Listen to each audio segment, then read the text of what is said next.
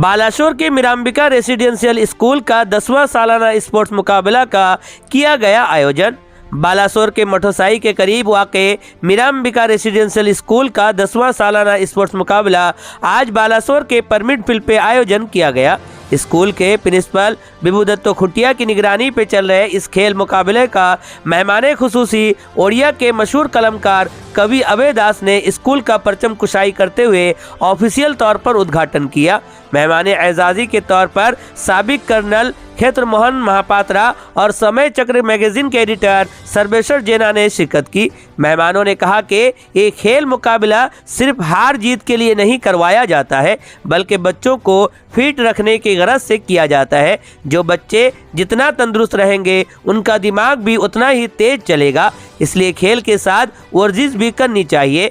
मशहूर खिलाड़ी टीचर गगन बिहारी दास ने बच्चे बच्चियों के दरमियान 100 मीटर, 200 मीटर दौड़, long jump, high jump, discus throw, shot put, skipping, music chair, math race, carrom और चेस मुकाबला मुनाकिद करवाया, जिसमें बच्चे बच्चियों ने जमकर हिस्सा लिया। इस खेल मुकाबले को कामयाब बनाने में मीरांबिका रेसिडेंशियल स्कूल के तमाम टीचर्स और स्कूल की इंचार्ज सुजाता महांती ने अपना अपना योगदान पेश किया।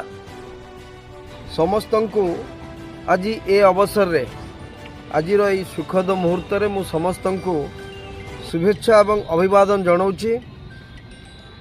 अति गौरवर कथा जे मीरांबिका जो आवासिक विद्यालय इटा निश्चित भाव में अन्य समस्त विद्यालय ठारू नियारा बोली मु सबु समय कही आछि एवं आज मध्य कहूची।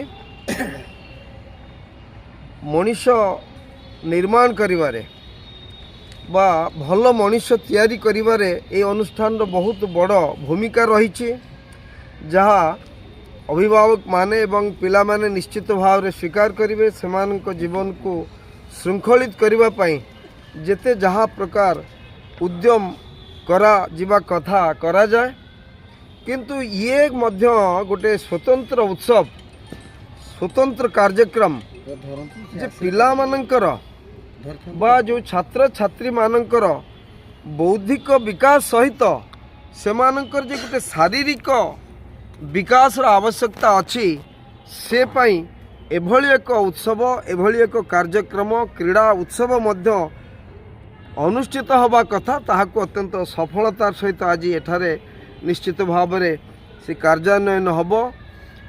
मु गोटे कथा कहिबी जे शरीरम आद्यम खलु धर्म साधनम, प्रथमे होची निजर शरीर अर्थात निजर सुस्थ शरीर थिले ही आमे आगामी दिन पाई गोटे स्वप्न देखि परिबा। आ सबु कथा परे प्रथमे निज शरीर एवं शरीर को सुस्थ रखिबा सहित आमको मध्य आम निज मन को आमे नियंत्रण करि परिबा, मन को मध्य सुस्थ रखि परिबा।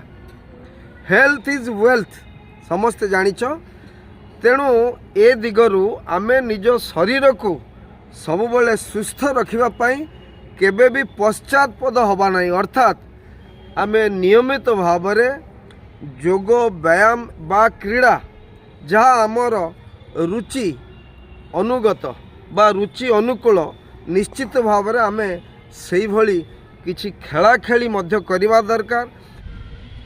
यही 10म क्रीड़ा उत्सव रे समस्त को स्वागत। दुईटा जिनस कहबी, गोटे हूँ healthy mind healthy body. Healthy body रे गोटे हेल्दी माइंड रहिबो। आ हेल्दी बॉडी केमिति हबो, you require sports any games सबू जिनस दरकार, टिके व्यायाम हवा दरकार। अभय भाई योगा विषय कहले योगा भी हबो, किंतु एटार मेन उद्देश्य होची आमे पार्टिसिपेट करवा, भाग नबा, रिजल्ट जहाँ हम देखिए जीव सेटा विषय केबे चिंता करिवो ना। आउ गोटे कथा होची गोटे जिनस एटा डेवलप करे टीम स्पिरिट। ए जो टीम स्पिरिट आमर जो प्रधानमंत्री चिंता करचंती आमर 2047 रे आमे जो विकसित भारत हबा, ए टीम स्पिरिटा ही हमको आगु को लेके जीवो, आउ किसी दरकार नहीं। आउ मो सामने जेतिके अच्छ 2047 बेलू ए देशटा तुम मैंने ही चलाउथुब, तुम भाव से भाया निजक क्रिएट कर क्रिएट कले आम मैंने भल रही एति कहबी आ समस्त को आउ थे शुभेच्छा देवी do your best don't wait for the result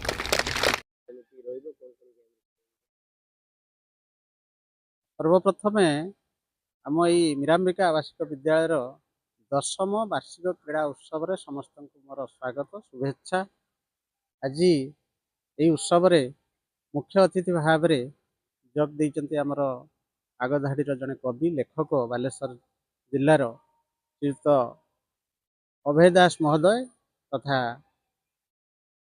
अन्य जड़े अतिथि कर्नेल क्षेत्रमोहन महापात्र महोदय तथा मोर आउ जड़े बंधु जे कि सांबादिकता सह लेखालेखि करती श्रीयुक्त सर्वेश्वर जेना महोदय। आउ यही वार्षिक क्रीड़ा रे आमे पिलामानक उद्देश्य रे विभिन्न 100 मीटर 200 मीटर 800 मीटर रेस तथा high jump long jump shot put discuss ये सब क्रीडार आयोजन करने आम पिलामानकर शारीरिक परिश्रम बा शारीरिक जदि जोग क्रीड़ा माध्यम ही तांकर जो मानसिकता आउ जो तांकर अंतर्निहित गुण रे विकसित हबार ये गोटे मुख्य माध्यम।